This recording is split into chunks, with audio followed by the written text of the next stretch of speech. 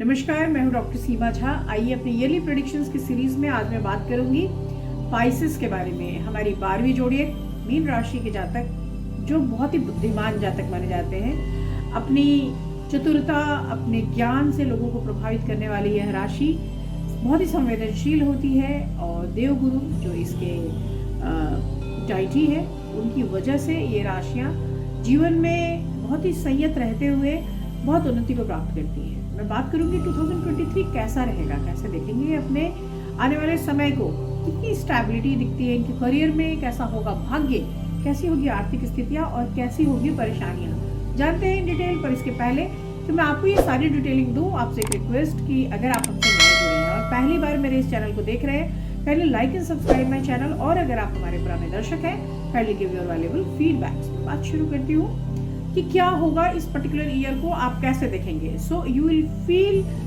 Not much stability in your work area, there are lot of ups and down. और इसकी वजह से आप फील करेंगे कि कहीं ना कहीं there are some kind of delaying और आपके लिए नॉन प्रॉफिटेबल कंडीशनिंग बनेंगी। तो आपको जो भी चीज़ें होंगी, ये इन चीज़ों के लिए थोड़ा सा इंतजार करना पड़ेगा। So not in very start. Of course January is favouring, April is favouring, but फिर भी मैं अगर इसको बहुत कहूँ तो ये ग्रेजुअली चीज़ें अप होंगी और अक्टूबर ऑनवर्ड्स आपको बेहतर फल देंगी। But it will be helpful in other senses. इस साल, पूरे साल को हम बहुत खराब नहीं मान सकते, क्योंकि यहाँ पर कई सारी चीज़ें, यानी यंगर सिबलिंग्स जो हैं उससे आपका रिलेशनशिप अच्छा होगा और उनके लिए आप सपोर्ट सिस्टम की तरह काम करेंगे। आपको अपने पेरेंट्स से बहुत सपोर्ट मिलेगा और ये साल इस मामले में भी अच्छा रहेगा। ऑल्दो आपको अपने स्वास्थ्य पर बहुत ज़्यादा ध्यान देने की ज़रूरत होगी और कोशिश करनी होगी कि आप अपने कार्य के दौरान भी चीज़ों को लेकर संजीदा बने रहें। यहाँ पर अगर मैं पार्ट वाइज अगर आपको बताऊँ तो ऑफ कोर्स आपके लिए जो करियर है, वो करियर इस पर्टिकुलर ईयर में बहुत सारी चीज़ें लेकर आया है। लाइक आपके लिए स्टेबिलिटी के सेंस में मैं इसे देख सकती हूँ। मैं इसे कह सकती हूँ कि आपके करियर में अच्छे नतीजे आएंगे। शुरुआत ही चूंकि बहुत अच्छी है, तो कार्य क्षेत्र में सराहना मिलेगी, आपको पदोन्नति मिलेगी। आपके वर्ष की शुरुआत में ही 10th हाउस में बुध के साथ सूर्य है और बुधादित्य योग बना रहे हैं ऑफ कोर्स, तो इसकी वजह से जनवरी का मंथ बहुत अच्छा है। यहाँ पर जुपिटर भी आपके लिए हेल्पिंग साबित हो रहे हैं और यह समय आपकी नौकरी के लिए भी है। मई से जुलाई के बीच नौकरी बदलने की स्थितियां बनेंगी। That is not good for job purposes. आपको सावधानी रखनी होगी। और सितंबर से दिसंबर के बीच नौकरी में आपकी चेंज आ सकता है। सो इस पूरे ही ईयर को अगर मैं देखूं तो आप स्टेबल नहीं दिख रहे हैं मुझे, आप मूव करते हुए दिख रहे हैं। हो सकता है कि इस दौरान आपको अच्छी चीजें मिल जाए, यानी पॉजिटिवली सेंस में हम इसको देख सकते हैं। अगर आप फाइनेंशियली देखना चाह रहे हैं तो यह ईयर आपको कई सारे उतार चढ़ाव देगा। यानी शुरुआती दौर में आपके लिए अनुकूल स्थितियां होंगी, वित्तीय संतुलन होगा, लेकिन जैसे ही समय बीतेगा, जैसे ही 17 जनवरी को सैटर्न ट्रांजिट लेंगे और आपके 12th में चले जाएंगे, खर्चों की स्थिति बड़ी होने लगेगी और वित्तीय संतुलन आपके लिए मुश्किल हो जाएगा।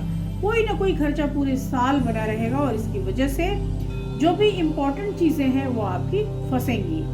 हालांकि जो काम आप कर रहे हैं और खर्च कर रहे हैं वो भी आपके लिए जरूरी है, लेकिन फिर भी शुरू से लेकर अंत तक आपको ध्यान देना होगा।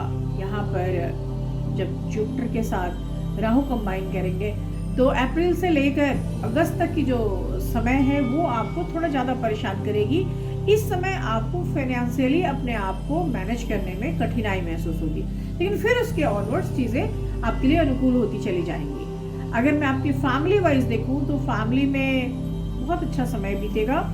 आपकी राशि में उपस्थित बृहस्पति अपनी तरफ से कई खुशियां लेकर आएंगे आपके जीवन में। आपके एकादश भाव में शनि की उपस्थिति भी अनुकूल होगी, भाई बहनों से आपको मदद दिलाएंगे।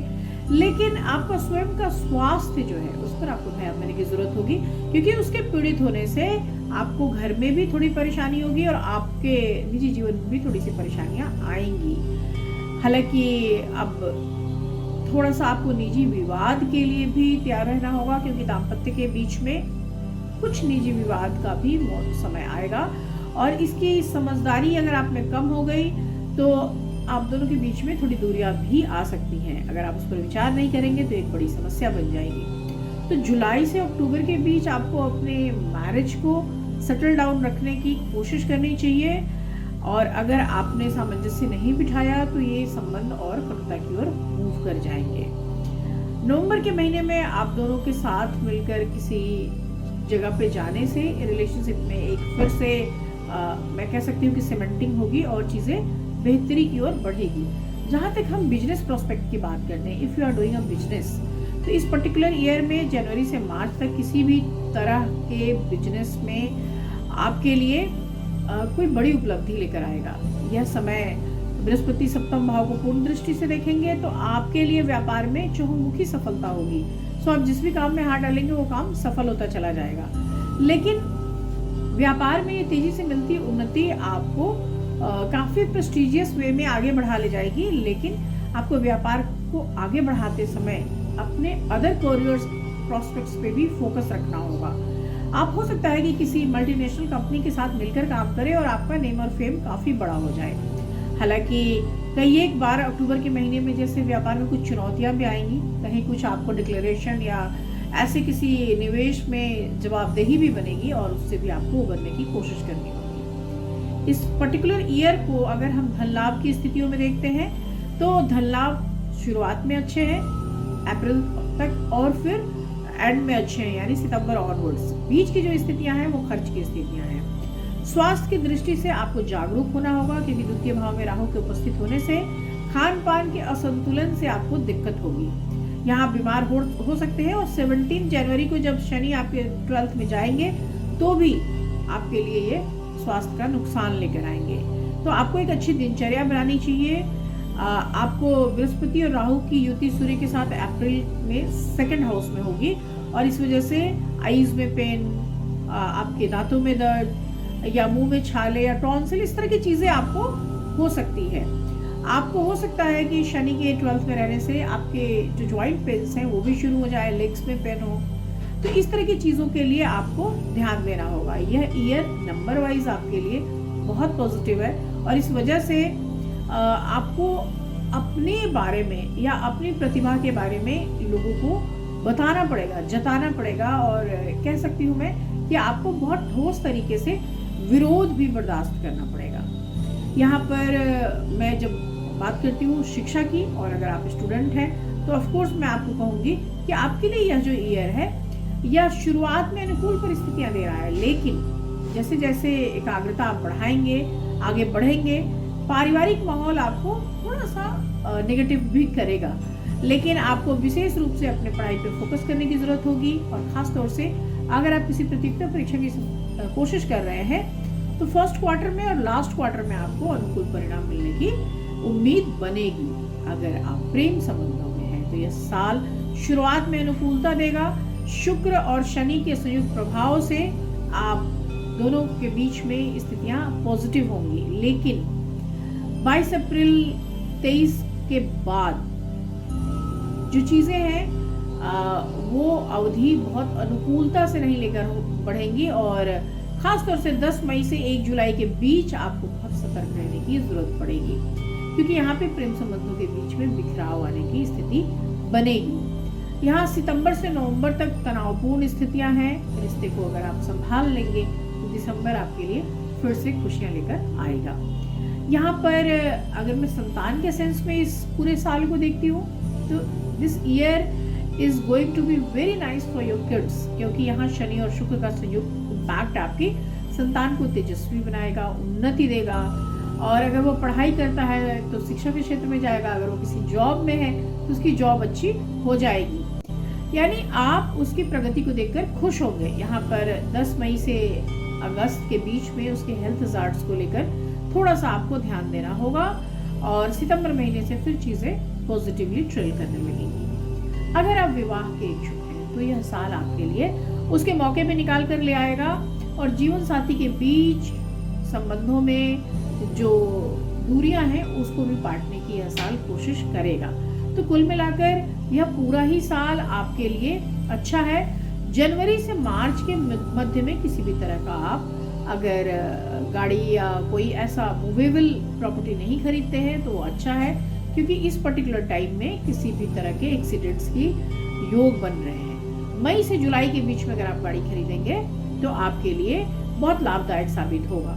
यहाँ पर नवंबर ऑनवर्ड्स भी आप वाहन खरीद सकते हैं। जहाँ तक संपत्ति की बात है तो 13 मार्च से 10 मई के बीच में आपके लिए संपत्ति खरीदे जाने के प्रबल योग बन रहे हैं। तो इस दौरान आप कोई मकान दुकान खरीद सकते हैं। इस पर्टिकुलर टाइम में आपके पास कोई ना कोई संपत्ति फिर से जुड़ेगी। तो इन सब बातों के साथ मैं ख़त्म कर रही हूँ इस पूरे ही प्रेडिक्शंस के सीरीज़ को। और आपके लिए कुछ उपाय जो ये साल आपके लिए कई सारे हज़ार से, जैसे मैंने आपको कहा, हेल्थ पे आप फोकस रखें, अपने आर्थिक चीज़ों पर देखें और पारिवारिक समस्याओं से बचने की कोशिश करें। तो आप करिए गुरु बृहस्पति के बीज मंत्र, it will help you a lot. यहाँ पर आप बृहस्पतिवार के दिन पीले भोजन का दान कर सकते हैं, फल का दान कर सकते हैं। आप बृहस्पतिवार के दिन पीपल या केले के वृक्ष पे जल चढ़ा सकते हैं। अगर आर्थिक बोझ ज़्यादा हो रहा है तो आप डोनेशंस करना शुरू कर दें। और अगर किसी विशेष समस्या से आप पीड़ित हो रहे हैं, आपको कोई हेल्थ हज़ार्ड्स ज़्यादा परेशान कर रही है, तो विष्णु सहस्त्रनाम अगर आप करते हैं तो निश्चित रूप से आपको फ़ायदा मिलेगा। तो इस तरह से कई सारी रेमेडीज़ है, पर जो बेस्ट रेमेडी होती है that is donation. So you donate something on Thursdays, it will help you a lot. इसके साथ ही मैं ये प्रोग्राम खत्म कर रही हूँ। आपसे मैं अपने अन्य वीडियोस में फिर मिलूंगी। तब तक शुभ विदा। आने वाले नए साल की बेहद शुभकामनाएं।